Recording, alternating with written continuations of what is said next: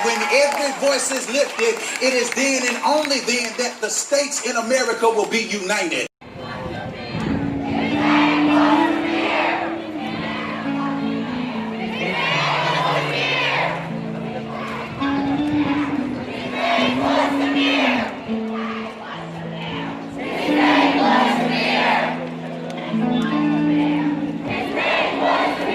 They tearing down Target. They tearing down their city hall. We can't do that.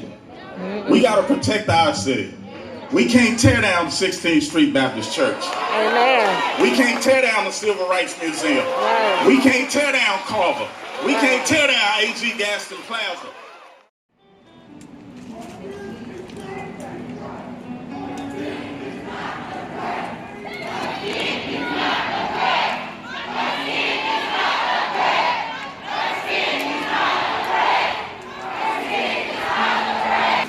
I need everybody to know out here that this is where it's really at, this community. This is love right here. When we see somebody being mistreated, when we see the police tripping on people, we gotta still keep this community.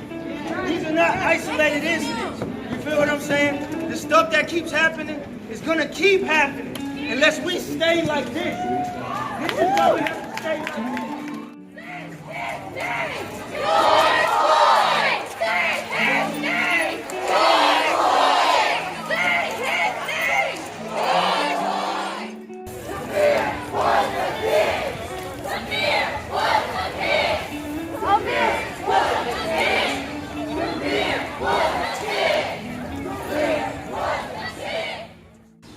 We are gathered here in this sacred space in the spirit of the 1963 campaign for civil rights, where civil rights leaders came together to use their hands, their heart, and their mind to strategize on how to tear down the systems of segregation, racism, and dehumanization. We've come to seek justice for George Floyd. Woo! We've come today not to tear down our city, but to build up our city. Amen. Amen.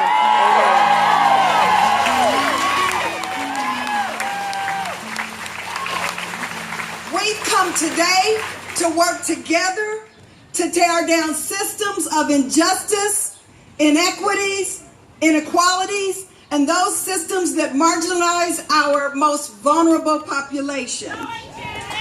Your charge is to register and vote, take the census and be counted, to make our voices heard at the ballot box for electoral change. We say thank you, great ancestors, for the precious gift of your blood, sweat, and tears, who fought for freedom, justice, and equality. Your will to be lives in me. Ashe. Ashe. To our ancestors, in your honor, I promise as a descendant and benefactor of your life, to uphold truth without fear, to never forget you and your sacrifices as I teach myself and our children to honor and respect you. Ashe. Ashe.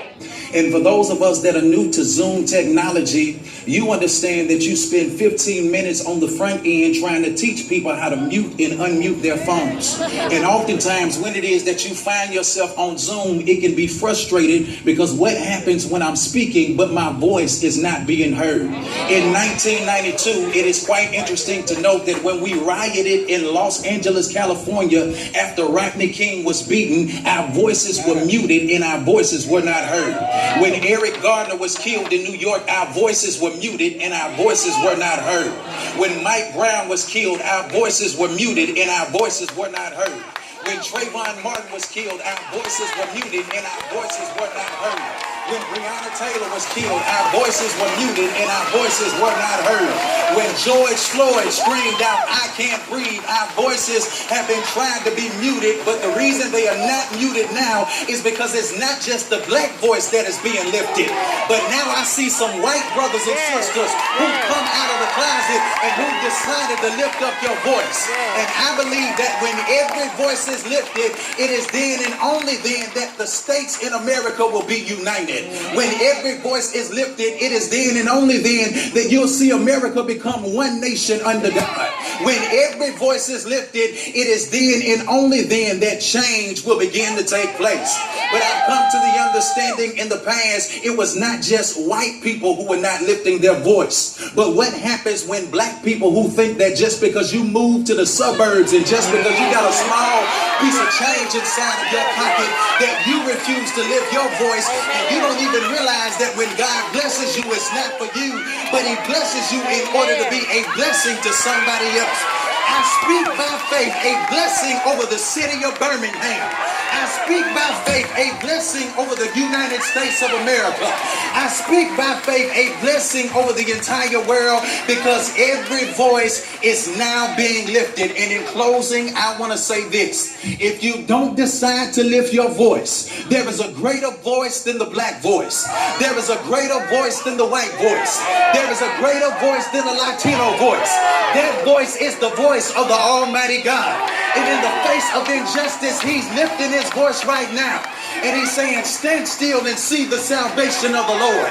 God is lifting his voice right now. And he's saying, no weapon that is formed against you shall be able to prosper. When every voice is lifted, that's when change will take place. Yes!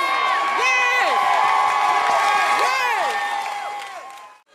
Birmingham, the world is watching us.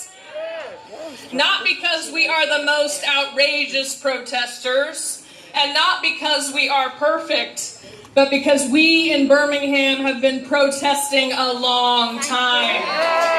We have more history than most. We know the importance of teaching our children the power of protest, the right of all people to speak out against injustice. The world is watching us because we did it wrong for so long. We know how it feels when the powers that be are not kept in check, and that it is the power of the people to hold our leaders and our police accountable for their actions.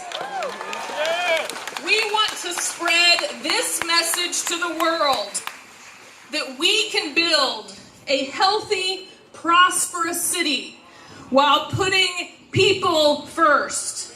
People over property, people over profits, people first. Because when we put people first, we work to ensure their basic needs are met and their futures are ahead of them. As we watch the video of George Floyd's life so violently taken from him and heard his words, "I can't breathe," George made a profoundly spiritual statement. George called out from the depths of his spirit that his life force was taken from him.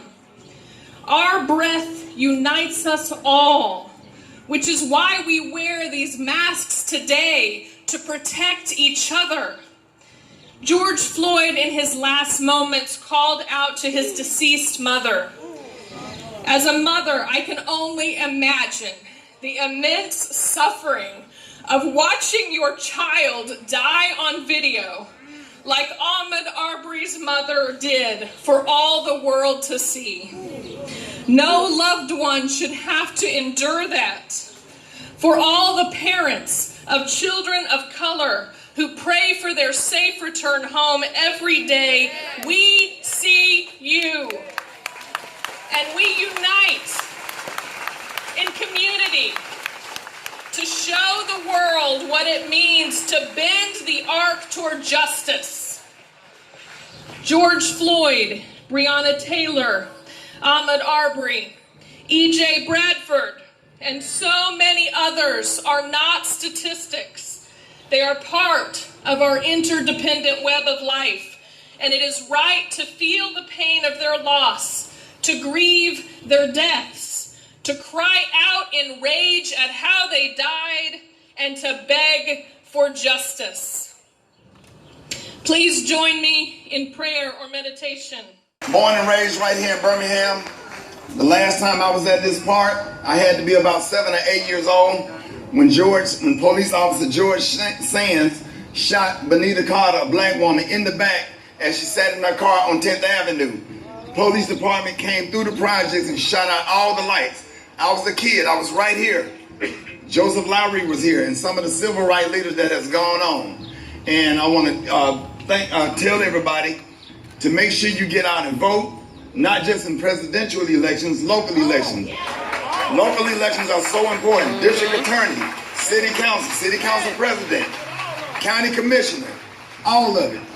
But I was here, and I hadn't been here since then. But this is so important, and I want to tell everybody to keep the fight. I want to thank everybody for coming out. I'm not saying it's not my event, but I'm just saying, everybody that of other ethnicities, tell your friends, tell everybody, and I see you here today, and God bless you for being here, until everybody starts speaking out, and everybody becomes outraged, then things will change. Spread the word. Spread the word on Facebook. Black Lives Matter. Black Lives Matter. Black Lives Matter. Birmingham. They call me Comedian Funny Man, but my name is Antoine Jermaine Johnson. I'm from Pratt City. I'm black as hell and I'm proud of it. Amen. Too many times we say Black Lives Matter. They say all lives matter. We say hold the police accountable. They say all police ain't bad. Damn it, it ain't all about all. Sometimes it's about enough. We got enough bad police. We got enough white people upholding white supremacy. You don't have to score all the points in sports to win. Damn it, you just got to score enough. So now we need enough white people to march with us. We need enough black people to come back to Birmingham. Come back to the city school systems. Come back to our neighborhoods. Come back to West End. Come back to Ensley. Come back to Norwood where I live. Come back. Come back to black churches.